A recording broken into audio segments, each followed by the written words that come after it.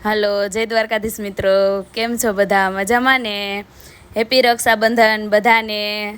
જો આજે તો રક્ષાબંધન છે અને આ ભાઈ બેન જો રાખડી બાંધવા બેસી ગયા. આધુના નખરા જો ચોખા કેમ ઉડાડે છે, જાણે દડાનો ઘા કરતી હોય એમ ચોખા ઉડાડે.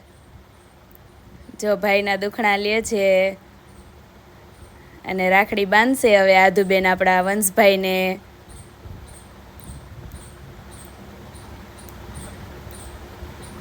જો રાખડી બાંધી દીધી, ડોરેમોન વાળી લાઇટ વાળી રાખડી આધુબેને બાંધી છે વંશને. અને હવે પેંડો ખવડાવે છે.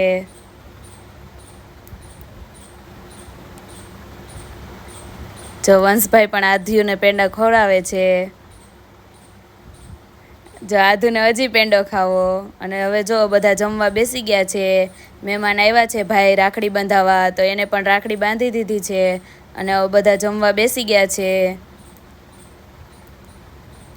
જો આપણા વંશભાઈ પણ જમવા બેસી ગયા છે અને આપણા ભાઈ પણ જમવા બેસી ગયા છે.